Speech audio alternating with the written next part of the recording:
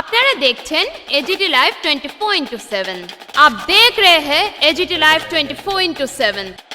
You are watching AGT Live 24/7.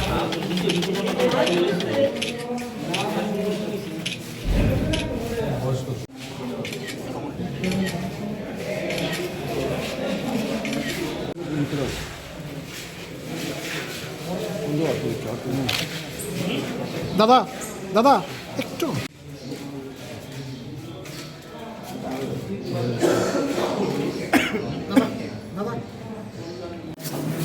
রক্তদান এটা অনেকটা জীবনদানের মতো। রক্তের তো কোনো বিকল্প নেই। মানুষের বিপদে, মানুষের প্রয়োজনে মানুষই তো মানুষের পাশে দাঁড়াবে। তো রক্ত এমন একটা বিষয় যেটা তো কলে কারখানা ফ্যাক্টরিতে তৈরি হয় না, এটা মানুষের দেহ থেকে মানুষকে দিতে হয়। আমাদের ত্রিপুরায় এই রক্তদান এটা একটা আন্দোলন এবং উৎসবের চেহারা নিয়েছিল। সরকারের উদ্যোগ, বিভিন্ন গণতান্ত্রিক সংগঠন বা বিভিন্ন প্রতিষ্ঠান দারুণভাবে এটা একটা প্রতিযোগিতামূলক কর্মসূচির চেহারা নিয়েছিল, কে কার চাইতে কত বেশি করতে পারে। তো এটা তো গত 5-6 বছরে খানিকটা ভাটা পড়েছে, কিন্তু ডিওএফআই, এসএফআই বা আমাদের অন্যান্য যে গণতান্ত্রিক সংগঠনগুলো তারা এটা চালিয়ে রাখার চেষ্টা করছে। কিন্তু এটা করতে গিয়ে অনেক জায়গায় আক্রান্ত হচ্ছে, যে আজকে যারা করছে তারা এর আগে রামনগর করলো, আমি ছিলাম, আমি বেরিয়ে আসার পরেই তারা আক্রান্ত হলো। এরপর থেকে ওখানে তাদের পক্ষে করা কঠিন হয়ে যাচ্ছে, এখন প্রভোকেশনে পা দিচ্ছে না, এখানে এসে করতে হচ্ছে। হাওয়ার it's a good attempt, good initiative, এবং এটাকে কন্টিনিউ তারা করছেন, তাদেরকে আমি অভিনন্দন জানাই। যারা আজকে রক্ত দিলেন, আমি কথা বলতে গিয়ে দেখলাম তাদের মধ্যে অধিকাংশ নূতন, 2বার বা 3বার দিয়েছে। তাতে এটা একটা good sign, new boys and girls are coming, এবং আমরা চাইবো এদেরকেই বেশি উৎসাহিত করা। আমি চাইলে আমার থেকে আজকে রক্ত নেবে না বলে। এখন যেটা দেখা যাচ্ছে, সরকার কিছু কিছু উদ্যোগ যে নিচ্ছে না, তারা নিচ্ছে, কিন্তু সামগ্রিকভাবে তারা সরকার চালাচ্ছে, তাদের দল আছে, সংগঠন আছে। তারা যদি একটা খুব সংহতভাবে আন্তরিকতার সাথে উদ্যোগ নেয়, তাহলে কিন্তু ব্লাড ব্যাঙ্কগুলিতে রক্তের অভাব হওয়ার কথা না। অনেক ক্ষেত্রেই দেখা যাচ্ছে যে ব্লাড ব্যাঙ্কে প্রয়োজনীয় রক্ত যাদের প্রয়োজন তারা সবসময় পাচ্ছে না, এটা সমস্যা হয়ে যাচ্ছে। এটা কিন্তু বন্ধ হয়ে গেছিলো এক সময়, কাজে এটা আবার নতুন করে দেখা দিচ্ছে। এদিক থেকে আমরা চাইব সরকারও সেখানে সক্রিয় ভূমিকা নিক, এবং গণতান্ত্রিক সংগঠন তারা সরকারকে নিল বা নিল না তার জন্য অপেক্ষা না করে তাদের যে ধারা, এই ধারাটা তাদেরকে অব্যাহত রাখতে হবে।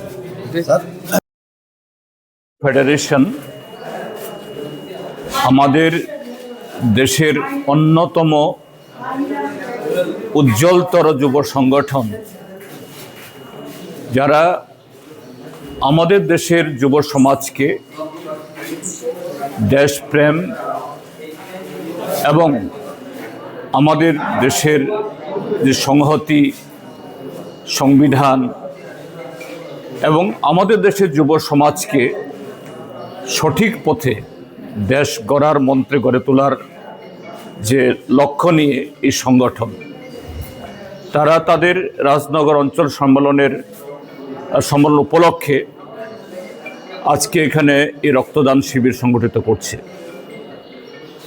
রক্তদান সম্পর্কে সেখানে বিশদে বলার কোনো বিষয় প্রয়োজন নেই, যে রক্তদানের মধ্য দিয়ে শুধু যিনি রক্ত গ্রহণ করবেন, যার জীবন রক্ষিত হবে বা জীবন বাঁচবে, তিনি যেমন উপকৃত হন, কিন্তু সাথে যে রক্তদান করেন তারা পরোক্ষে আরও বৃহত্তরভাবে তারা মানসিক, শারীরিক সব দিক থেকে উজ্জীবিত হবে। আমাদের দেশে যুব সমাজের সামনে একটা সংকট চলছে, সেই যুব সমাজকে নানাভাবে অপব্যবহার করার জন্য, হতাশার অন্ধকারে নিমজ্জিত করার জন্য আমাদের দেশের যে বিভিন্ন কর্মসূচি এর জন্য দায়ী। তার কুফল আমরা ত্রিপুরা রাজ্যে দেখছি। যুব সমাজ একদিক থেকে নেশা, আরেক দিক থেকে নানা ধরনের বিচ্ছিন্নতাবাদী কার্যকলাপে সে যুক্ত হচ্ছেন, যুবদের মধ্যে লাগিয়ে দেওয়া হচ্ছে। সেই জায়গায় তাদের সম্মেলন উপলক্ষে এই রক্তদান, এটা এখানে কজন রক্তদান করলেন, কতজন যুবক যুবতী, এটা বড় কথা নয়, কিন্তু এটা একটা মহৎ একটা উদাহরণ তারা তৈরি করলো। একদিক থেকে ত্রিপুরাজ্যে রক্তের স্বল্পতায় ভুগছে হাসপাতালগুলো। আমাদের রাজ্যে অতীতে যেরকমভাবে এরকম শিবির সংগঠিত হতো, এখন হচ্ছে না সরকারের পৃষ্ঠপোষকতার অভাবে। এদিক থেকে সে ঘাটতি পূরণ হবে। আরেক দিক থেকে আমাদের রাজ্যের যুব সমাজকে সঠিক পথে এগিয়ে নিয়ে যাওয়ার ক্ষেত্রে ডিওয়াইএফআইয়ের এই উদ্যোগ সেখানে আরও এটাকে সফল করে তুলবে। আজকে যারা রক্তদান করছে আমি তাদের সকলেরই সুস্বাস্থ্য কামনা করছি এবং তাদের এই উদ্যোগ আগামী দিনে জারি থাকবে এটা আশা করছি। ये न्यूज कंटेंट देखने के लिए शुक्रिया। अगर आपका कोई सुझाव है तो हमें कमेंट कीजिए, सब्सक्राइब कीजिए AGT Live 24/7। Thanks for watching AGT Live 24/7.